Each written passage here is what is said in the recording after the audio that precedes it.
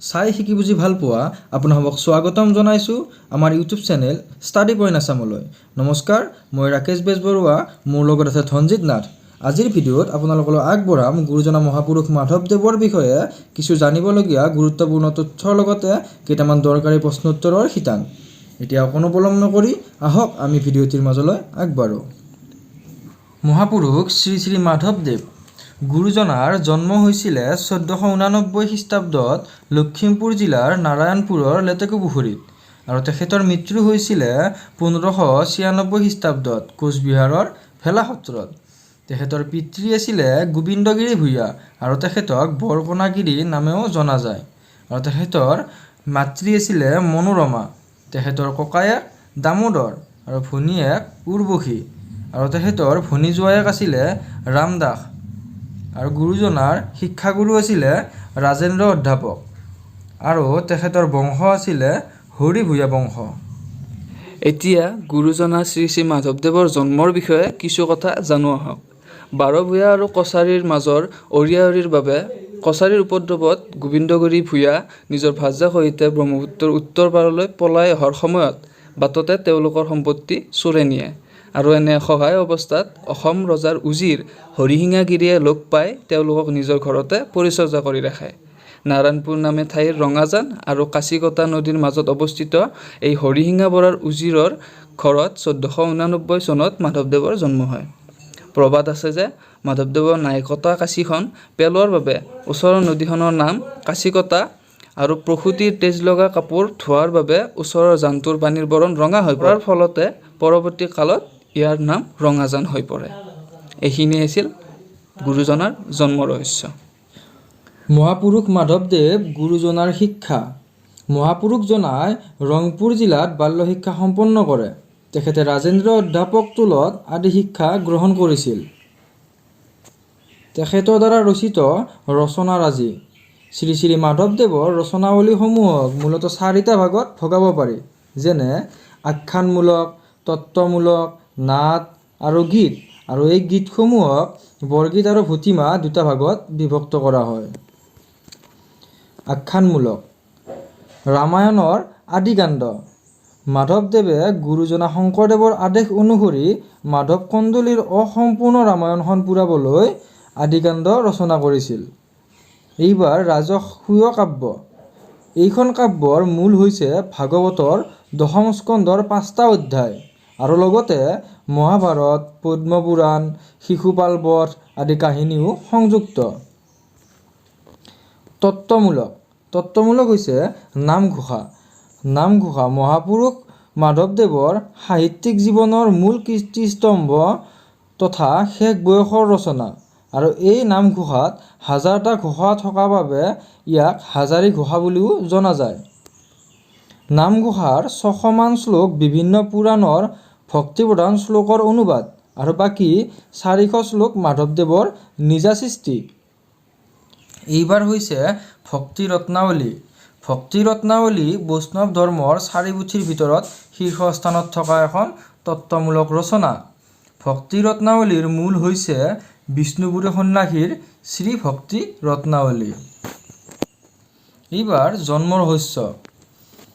জন্ম ৰহস্যত সৃষ্টি আৰু প্ৰলয়ৰ বৰ্ণনাৰে বিষ্ণুৰ শ্ৰেষ্ঠত্বৰ প্ৰতিপন্ন কৰা হৈছে আৰু এই জন্ম ৰহস্যখনৰ মূল হৈছে সংস্কৃত জন্মপুৰাণ। চিলাৰায়ৰ পত্নী ভুৱনেশ্বৰীয়ে জন্মপুৰাণখন শংকৰদেৱক অনুবাদ কৰিবলৈ দিছিলে আৰু গুৰুজনাই এই দায়িত্ব তেখেতৰ প্ৰিয় শিষ্য মাধৱদেৱক অৰ্পণ কৰিছিলে। এইবাৰ নামমালিকা। নামমালিকাখনৰ মূল হৈছে উৰিষ্যাৰ ৰজা পুৰুষোত্তম গজপতিৰ নামমালিকা। মাধৱদেৱে কোচ ৰজা লক্ষ্মীনাৰায়ণৰ বিষয়া বিৰুপাক্ষ কাজীৰ অনুৰোধত নামমালিকাখন ৰচনা কৰিছিল। এতিয়া আহিছোঁ নাটৰ মাজলৈ। গুৰুজনাৰ দ্বাৰা ৰচিত পূৰ্ণাংগ অংকীয়া নাট হৈছে অৰ্জুন ভঞ্জন। ঝুমুৰা। তেখেতৰ দ্বাৰা ৰচিত ঝুমুৰা হৈছে চোৰ ধৰা, পিম্পৰা গুচোৱা, ভূমি লেটোৱা, দধি মথন আৰু ভোজন বিহাৰ। গুৰুজনাৰ নামত ভণিতা থকা আন কেইখনমান নাটক কালিৰাম মেধি সংকলিত অংকাৱলীত পোৱা যায়। আৰু সেইকেইখন হ'ল কেতুৰা খেলা, ব্ৰহ্মমোহন, ভূষণ হৰণ আৰু ৰাগ চুমুৰা। এতিয়া আহিছোঁ গুৰুজনাৰ দ্বাৰা ৰচিত গীতসমূহৰ মাজলৈ।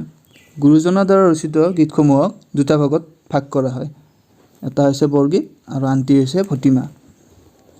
মহাপুৰুষ মাধৱদেৱৰ দ্বাৰা ৰচিত 12 কুৰি বৰগীতৰ ভিতৰত বৰ্তমান 157টাহে উপলব্ধ হয়। তেওঁ জীৱনকালত 12 কুৰি বৰগীত ৰচনা কৰিছিল, তাৰে ভিতৰত 157টা বৰ্তমান পোৱা যায়। মাধৱদেৱৰ উল্লেখনীয় বৰগীত হৈছে তেজৰে কমলাৱতী। আৰু তেওঁৰ বৰগীতসমূহত বাৎসল্য ভাৱ দেখা যায়, যদিও দুই এটা বৰগীতত দাস্য ভাৱো দেখা যায়। এতিয়া আহিছোঁ আমি ভটিমাৰ মাজলৈ।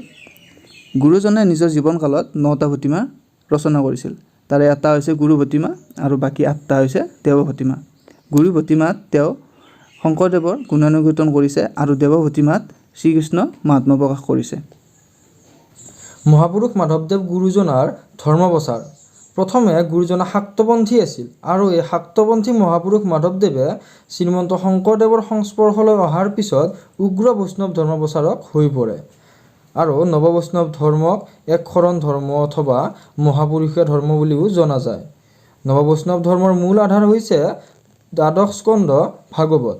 নৱবৈষ্ণৱ ধৰ্মৰ মূল মন্ত্ৰ হৈছে একদেৱ একশেৱ একবিনে নাই কেৱ। এইবাৰ আহিছোঁ মুনিকাঞ্চন সংযোগ। শ্ৰীমন্ত শংকৰদেৱ আৰু শ্ৰী শ্ৰী মাধৱদেৱৰ মহামিলনক মুনিকাঞ্চন সংযোগ আখ্যা দিয়া হয়।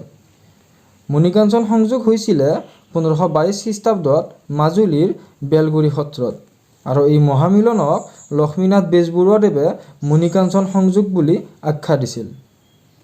এতিয়া আহিছোঁ আগতে হৈ যোৱা প্ৰতিযোগিতামূলক পৰীক্ষাত দেখা যোৱা কিছুমান প্ৰশ্নোত্তৰৰ মাজলৈ। প্ৰথম প্ৰশ্ন, নামঘোষাক কোনে মহাপ্ৰস্থানিক গীত বা স্বান চং বুলি আখ্যা দিছে? ইয়াৰ উত্তৰ হৈছে ডক্টৰ বাণীকান্ত কাকতি। দ্বিতীয় প্ৰশ্ন, মাধৱদেৱে কাৰ যোগেদি শংকৰদেৱক লগ পাইছিল? ভনীজোৱাই ৰামদাস, অৰ্থাৎ গয়াপানীৰ যোগেদি। ৰামদাসক গয়াপানী বুলিও জনা যায়। তৃতীয় প্ৰশ্ন, মাধৱদেৱে স্থাপন কৰা সত্ৰ দুখনৰ নাম কি কি? ইয়াৰ উত্তৰ হৈছে বৰপেটা সত্ৰ আৰু সুন্দৰীদিয়া সত্ৰ। চতুৰ্থ প্ৰশ্ন, বৈষ্ণৱ ধৰ্মৰ মূল 4 পুথি বুলি ক'লে কোনকেইখন বুজা যায়? ইয়াৰ উত্তৰ হৈছে কীৰ্তন ঘোষা, দশম, ভক্তি ৰত্নাৱলী আৰু নামঘোষা। পঞ্চম প্ৰশ্ন, নামঘোষাক মাধৱদেৱৰ আধ্যাত্মিক জীৱনৰ পূৰ্ণ অভিব্যক্তি বুলি কোনে কৈছিল? ইয়াৰ উত্তৰ হৈছে ডক্টৰ সত্যেন্দ্ৰনাথ শৰ্মা। মাধৱদেৱে কাৰ গৃহত জন্মলাভ কৰিছিলে? ইয়াৰ উত্তৰ হৈছে হৰিশিঙাগিৰিৰ গৃহত। গুৰুজনা মাধৱদেৱৰ বিষয়ে আজিলৈ ইমানেই। ভিডিঅ'টিৰ সম্পূৰ্ণ তথ্যখিনিৰ PDF-ৰ লিংক কমেণ্ট বক্সত পিন কৰা আছে। আপোনালোকে তাত গৈ ডাউনলোড কৰি ল'ব। ভিডিঅ'টি ভাল লাগিলে লাইক কৰিব, লগতে শ্বেয়াৰ কৰি দিব আৰু আগন্তুক ভিডিঅ'বোৰ যথাসময়ত পাবলৈ আপোনালোকে আমাৰ ইউটিউব চেনেল ষ্টাডি পইণ্ট আছামটি ছাবস্ক্ৰাইব কৰি ল'ব। পৰৱৰ্তী ভিডিঅ'ত আপোনালোকক পুনৰ লগ পোৱাৰ আশাৰে জয় অসম, ধন্যবাদ।